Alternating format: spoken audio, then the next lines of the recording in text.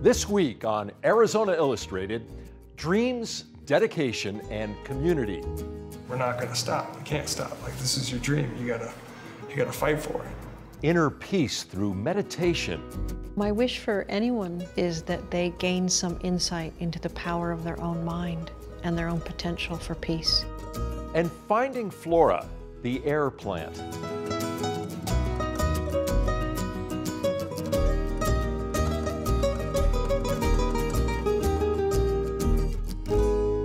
Welcome to Arizona Illustrated. I'm Tom McNamara.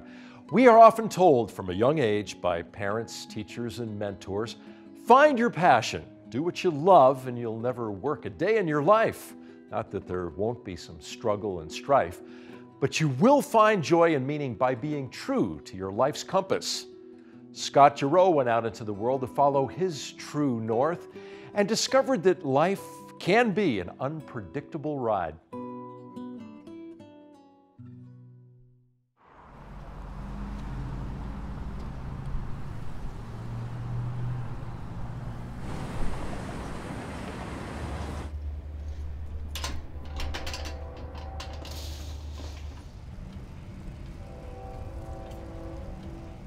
I remember making a list in my apartment in Japan, things I cherished and the values I wanted out of my life. Learned things about myself, like riding a bike and being always a physical person. I've always loved that. You know, I was in the finance world and working behind desks, and it's just, you just sit. And it just wasn't for me, I just couldn't do it. I'd rather be in an environment with people.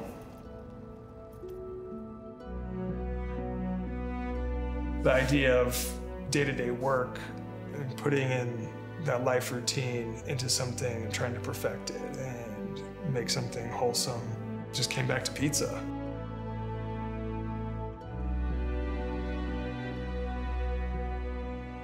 He's captured this excitement of watching this pizza maker in action and how he works the dough and how he has efficiency of movement.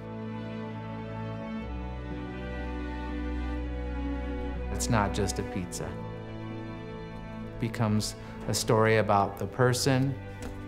For Scotty, he's really dedicated to his craft.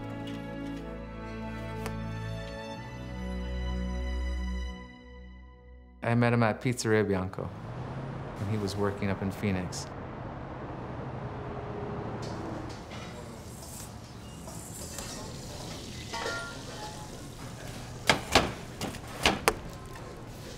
With all my guys, there's no like, hey, you know, here's lesson number one. There's no booklet you get, there's no table 10, and I'm not really gonna email you like my weekly thoughts. I don't know if I taught him anything, to be honest with you, other than allowing myself to be vulnerable enough so you see what you need to see. Just being around the guy for 4 years, I mean, it's been amazing. He's inspiring. You're never better than ingredients. Understanding what makes good things good, something that's already great, showing it in its best light, and trying my best to illuminate them and celebrate them. He's pushed local and organic for sure, and that's definitely been transferred to me. And like supporting the people around you. Hey there.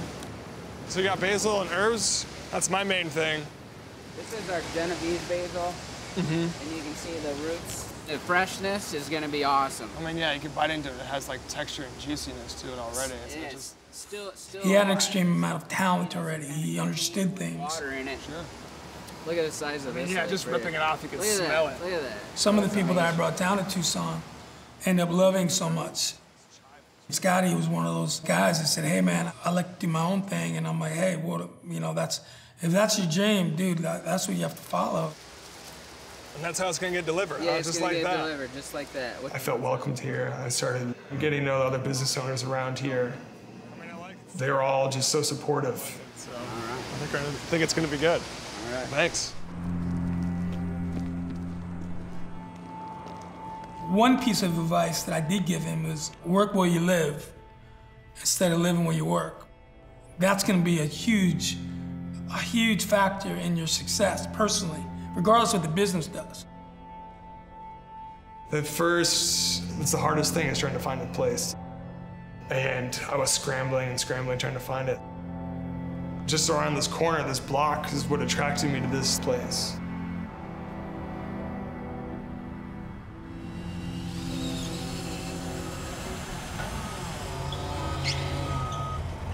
The heart of the entire restaurant is coming. Gonna bring that one through the window. Only way in. Oh yeah. This is great. I love to do this all day. Then sit around and wait to hear approval for a permit. That's gonna break someone's back. This is something you can physically do. The reason I went to college was to find out how to open a business. Like, how do people do it? I don't know how people do it. I graduated with finance and minored in Japanese. I studied abroad in Tokyo. I met Shuko in college when I was 21. It took us a long time to get finally together. So we're all over the world, and we got married, and I convinced her to move out to here, basically. Leave Tokyo and Japan, her home. She made a lot of sacrifices to come here. I'm lucky to have her. After Kenzo was born, like, oh, you're gonna have a second? I was like, ah. Yeah, we are. It's called Anello. These are very important documents. This is the second child. This is the other baby. And it's taken a lot of work to get here. It'll be right where she's standing, really. Go back again and say, hey, it checks out. The startup in terms of the planning and permitting, it's a huge obstacle. It's a learning process, even if you've been through it a few times. Every time you do it, it's different. Yeah, you're just kind of left, like, overseeing and watching it unfold. This is gonna take a while. I probably wouldn't have gotten this far without her and my son. Like, they pushed me to keep going. I'm gonna try. You can't go this way because there's something in the way. You're off like a millimeter. When the oven came, I was hoping we'd have all our permits and, you know, our power would be up by the end of the month, but no way. That feels freaking great. That was terrifying. Like 5,000 pounds, yeah, something like that. Shuko would remind me that, you know, it's happening. We're not gonna stop. We can't stop. Like, this is your dream. You gotta fight for it.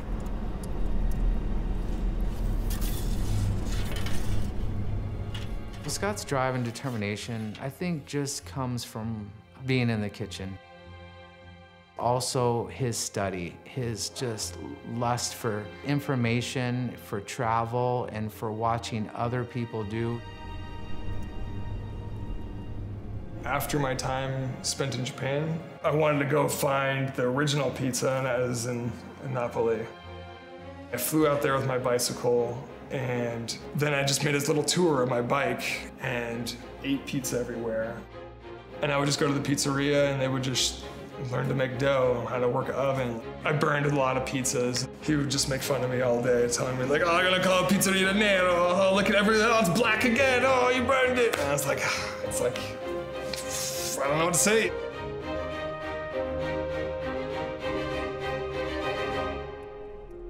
I fell in love with the idea of having that wood-fired oven, have it here and be a reality. That was a powerful time for me.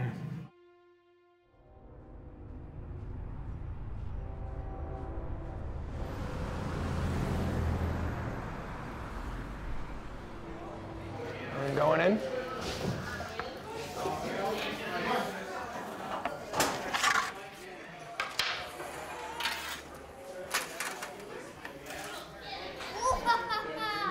Beautiful. Thank you. Yum. My family's definitely helped me do this. Give Uncle Santi a smooch. Thanks, brother. Just all the support, you know, being there to talk. If everybody could just hold up their glass for a minute. Yeah, it's important for them to be here, to see this, be a part of it. Thank you for being who you are, and thank you for being here. I love you.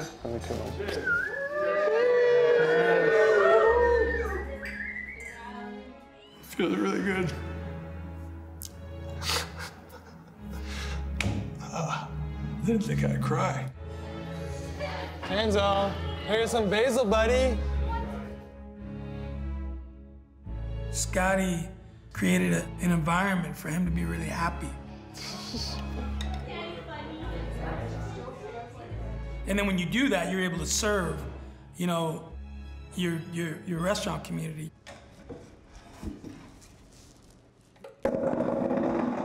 The whole point of the pizzeria was to make wholesome, good food for people. Part of that is using that natural leaven and having that bread to make it digestible. You gotta make good bread to have a good pizza. Long fermentation times are critical to develop that flavor and develop texture. I don't know how to say it, just all these little bubbles boop, boop, boop, popping up.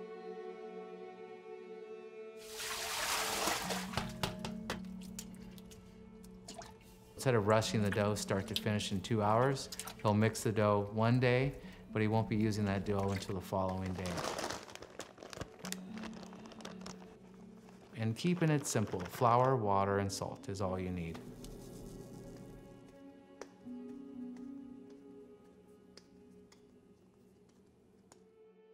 The fact that Scotty has trained a little bit in Naples is important because he's in that culture. He really wants to uphold this tradition about how the food should be prepared. He has one cooking vessel, basically. He's using that oven. And that's really the show, too, is once you understand what he's doing, cooking all the foods out of that oven and how you manage an oven once you fire it, and using it extensively for every menu item he has.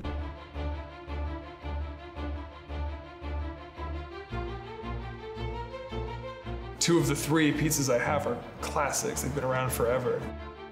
Marinara, the margarita, and a Bianca, a white pizza. The Bianca, I guess, is my one original pizza. I know our menu is very small and it seems limited. Oh, there it is. I heard it crack. But when there's only 2 cooks, Beautiful. quite a bit more in the things involved. Making sure it's, you know, ready for service. You know, that takes up a large portion of your day. Oh, what's up, babe? Hey, hey. Oh yeah. How long do you take a nap for? Like routines change big time. Like for my son, getting used to me not being around. Shuko's life too. Oh, The Japanese culture there was, I really identified with and liked. Being in tune with nature, being nature and life cycles is part of that. Kind of slowing down in a way. There's places around the world that make us feel certain ways. I think it has a journey from Italy to maybe a little bit I had to offer and to what Japan was able to give him. It really has to come from within. He's taking a few simple ingredients and having just a dramatic effect when it reaches your mouth.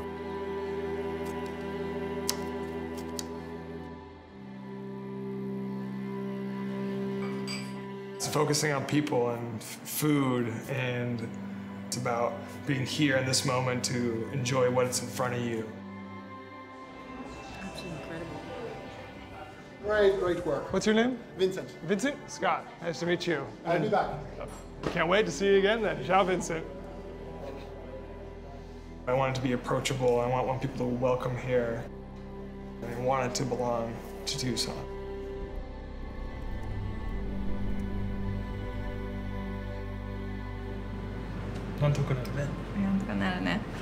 Somehow it'll work out. We started a life, you know, like a brand new life, and I hope this is This place is around for a long time, so I can raise my boy here. Now what do you see? Obrigado. Cuida, mano. Oh, bus! There's a bus.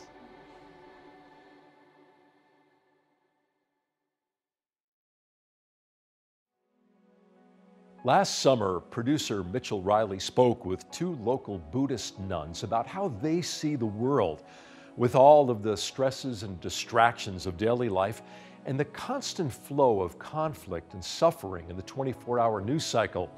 They say it's comforting to know that there are ways to calm our minds and find inner peace.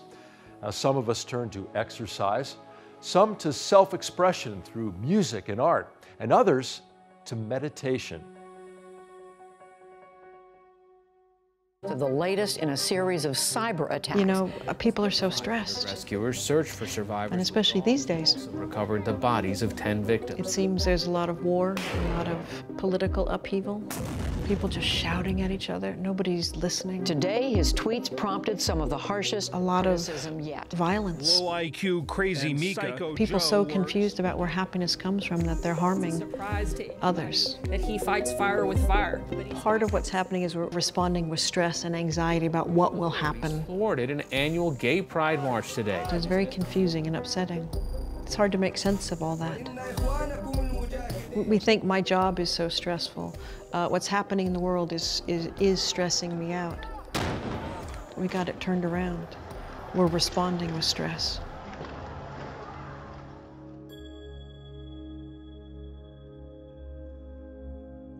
There's only one thing we can actually control, and that's our own mind. And we put almost all of our energy into the externals. So when something really big happens, or we're watching something in a faraway land, it's this paralysis comes, or this feeling of impotence or dread. So for me, I'm so happy to have a way to understand it and a way to relate to it that keeps me peaceful.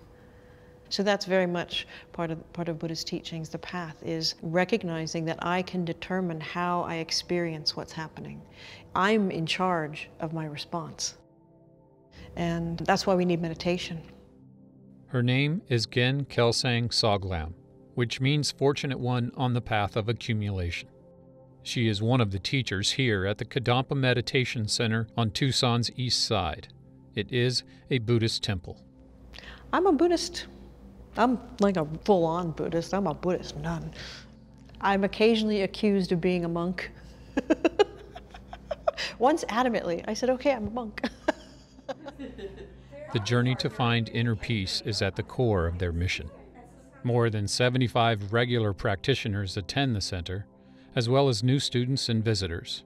Gen Soglam teaches primarily at the Sierra Vista branch, but is here on a regular basis. My wish for anyone who turns up at a center, at a temple, or anyone that I interact with is that they gain some insight into the power of their own mind and their own potential for peace. Please send down a rain of vast Classes, teachings, and prayer are offered. There is no pressure to convert to Buddhism. Our main focus is to try to help people have more peaceful minds and happier lives. And so anybody's welcome, anybody can come at any time, and then it's up to them. When we stop creating any negative action. Gen Kelsang Lingpor is the principal teacher at Kadampa and has been teaching in Tucson since 2002. Her name means fortunate one gone to the pure land. She too sees suffering in the lives of others and thinks about how she can help. As I grew older, my old way of doing that would have been to go out and protest, to get involved in organizations for change, and I still think those things are important for people to do, to try to change things. But the only way that you can really learn to benefit others is if you learn to tame your own mind first. To the supreme mind. Her own journey on this path began with unwelcome news.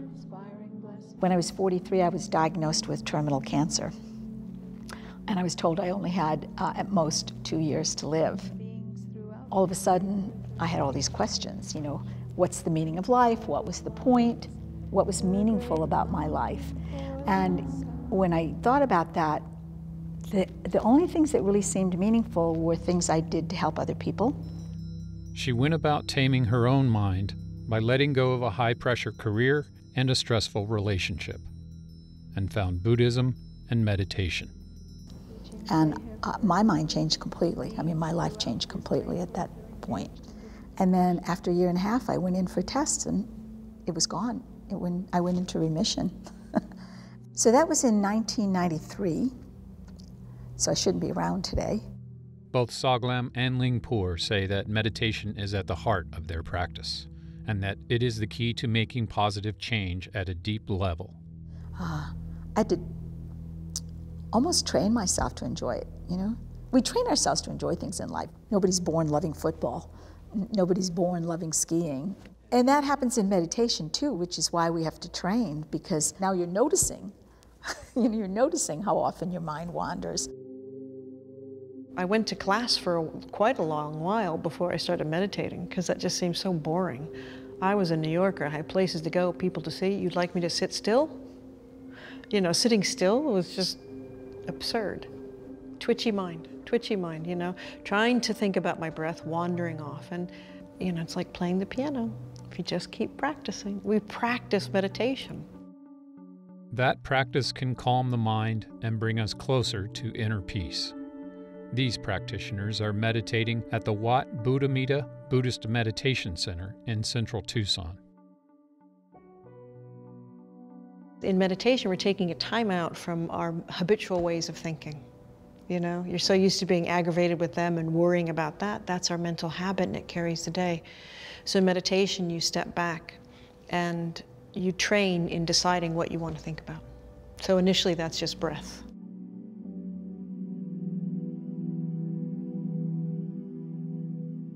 You've wandered to worrying about work or the world. That's right, I don't need to think about that right now. I'm thinking about my breath. You wander off, that's all right, you just keep coming back. So it's like flexing a muscle.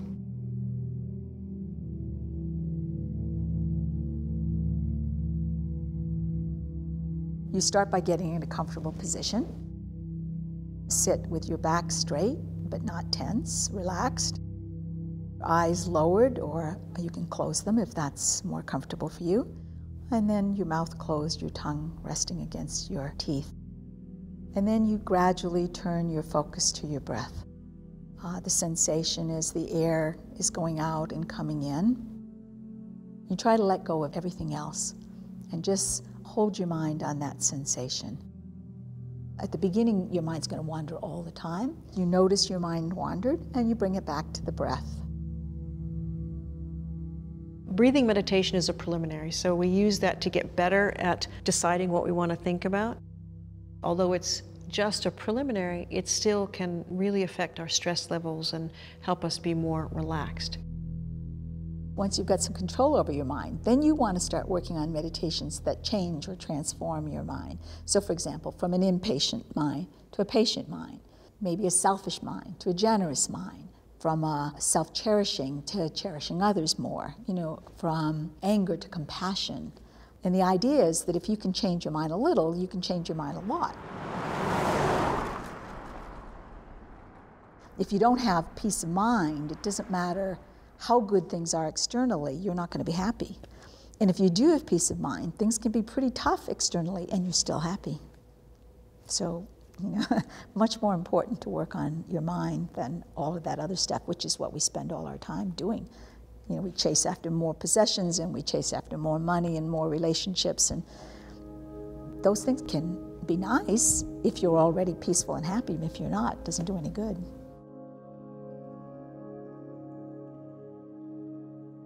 From one point of view, your meditation practice, you know, if you feel like you are a Buddhist, you have a spiritual guide and you're following that path, it's a bit personal. It's the most intimate relationship you can have. So those moments, they're not ecstatic, they're sort of almost the opposite. That kind of like stillness. It's more like going in to a deep, still, crystal clear mountain lake. So settled, so in your heart, and spacious at the same time. You know, in the West, we have that expression, do you know it? Pff, drop in the bucket. In Buddhism, we say, drop in the bucket. You know, I meditated for 5 minutes today. I put a peace drop in the bucket of the world, if you will. And that's wonderful. That's the side of the solution. And that's how things change.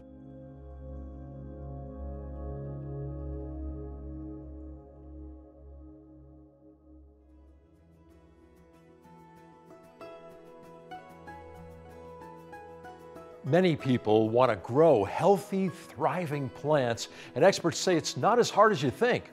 In our occasional series, Finding Flora, we give you brief introductions to species you can grow in your own yard or add to your indoor collection. Some of them you may have heard of, others are quite peculiar. Here is the air plant.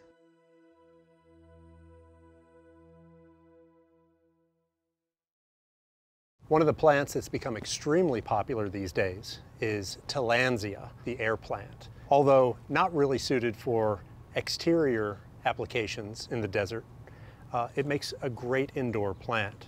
These are epiphytes, which means that they grow without soil. They actually attach themselves with their roots to other plant material and take in nutrients and moisture through their leaves. These are really varied in size and shape and color.